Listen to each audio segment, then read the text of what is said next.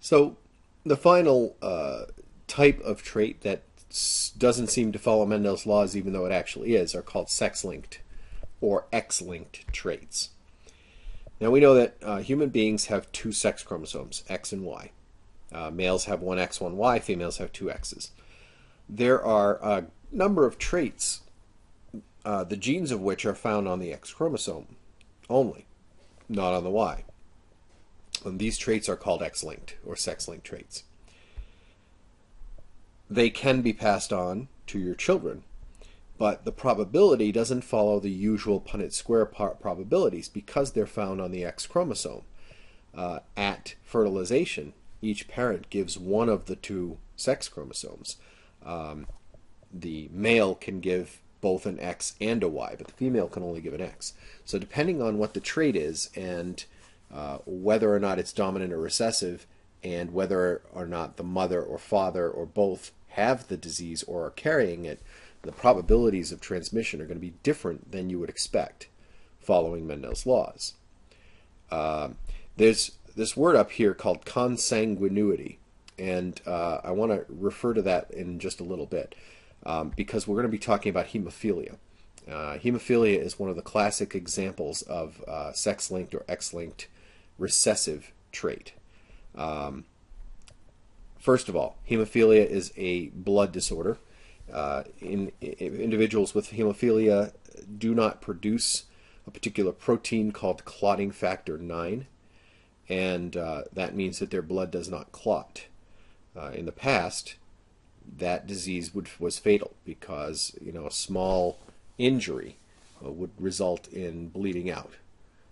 As doctors figured out what was wrong, they used to give transfusions for people with hemophilia. It was a very expensive, painful, and time-consuming process. Eventually, they started giving a substitute of the protein, clotting factor 9.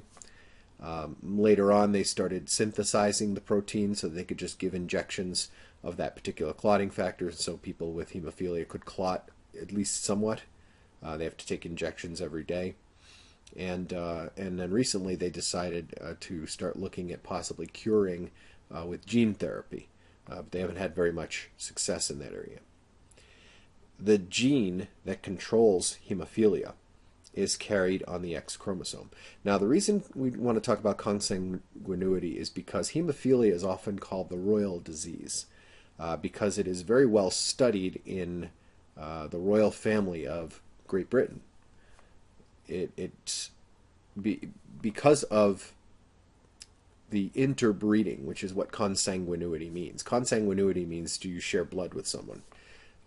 Because of interbreeding, the likelihood of transmitting a particular genetic disease is fairly high. And that's because of that, it has become a taboo in our culture to have children with somebody who you're related to. Biologically, it's not safe. And that over the many, many, many generations has translated into, ooh, it's disgusting, right? It's a way of preserving ourselves, of protecting ourselves. So the gene for hemophilia is carried on the X chromosome. It's not on the Y chromosome. So the different alleles that we have here are the X chromosome with the dominant allele, the OK spelling, the correct spelling, the X chromosome with the broken spelling, the recessive allele, and then the Y chromosome. Those are the three different possible alleles that can be involved in this disease. Okay? In order for you to have hemophilia, you must not have the dominant allele, the capital H, on your X chromosome. Everybody has at least one X chromosome. So here you can sort of see where the probabilities and the frequencies of this disease are going to vary a little bit between women and men. Because in order to have the disease, you must not have the capital H, the dominant gene. If you have the dominant gene, even one of them, you're fine. Okay? So if you have two copies, if you are a female, two X chromosomes, each one with a correctly spelled gene, you're normal. Okay? If you are male, X and Y, and you on your X chromosome is the correctly spelled gene, you're normal. A woman can carry the disease and not have it. So This is the heterozygous version of this, capital H, lowercase h. She is a carrier. She does not have the disease because she has the dominant trait, but she carries the recessive one, the one that's not spelled correctly, and she can pass that on to her children. Because a male only has one X chromosome, if that X chromosome contains the broken gene, he doesn't have an extra X chromosome with the correct gene to make up the difference, and so he will have the disease. A woman can only have the disease if both of her genes are spelled incorrectly. In other words, if she is homozygous recessive for the disease. Males cannot carry the disease because they either have it or they don't. They either have the dominant trait, in which case they don't have the disease, or they have the recessive trait, in which case they do have the disease, they don't have a second X chromosome. Here's a sample cross for hemophilia. So we have a carrier female. She does not have hemophilia, but she's carrying it. And we have a normal male. He doesn't have the disease at all. If we combine their alleles in the usual way, you'll see it's a 50-50 shot, 2 on top girls, 2 on the bottom boys. So it's 50-50 that they'll have a boy or a girl. If they have a girl, neither of those girls will have the disease.